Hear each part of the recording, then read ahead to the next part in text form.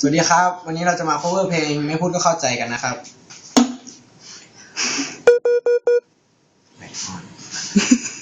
ไม่เป็นไรค่ะ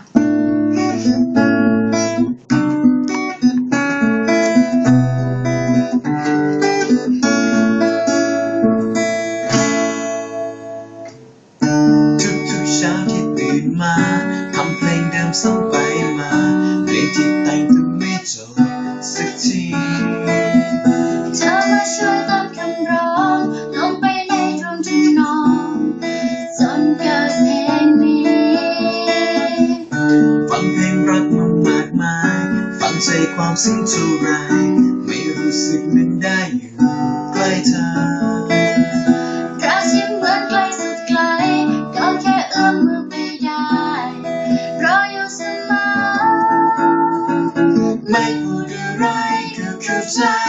กันทุกคำไม่เคยต้องถามก็ตอบมาได้ตรงใจ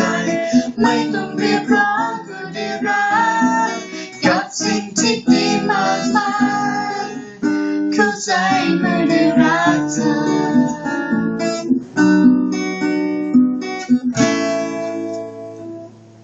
บ้านของฉันจึงใหญ่พอ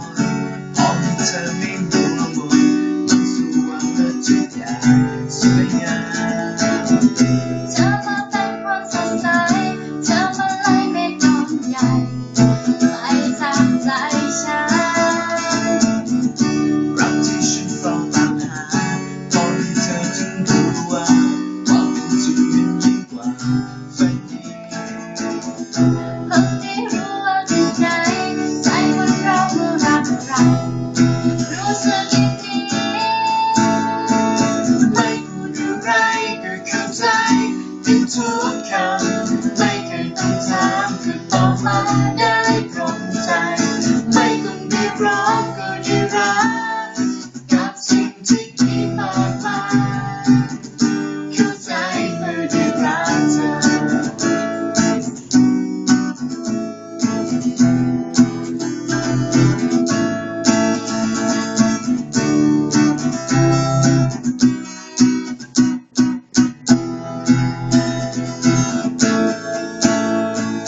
ไม่พูดอะไรก็เข้าใจกันทุกคำไม่เคยต้องถามก็ตอบมาได้ตรงใจไม่ต้องเรียกร้องก็ได้รักกับสิ่งที่ดีมากมายเข้าใจเมื่อได้รักเธอไม่พูดอะไรก็เข้าใจทุกคำไม่เคยต้องถามจะตอบมาได้ตรงใจไม่ต้องเรียกร้องก็ได้รั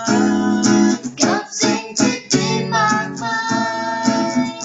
เข้าใจเมื่อได้รักเธอ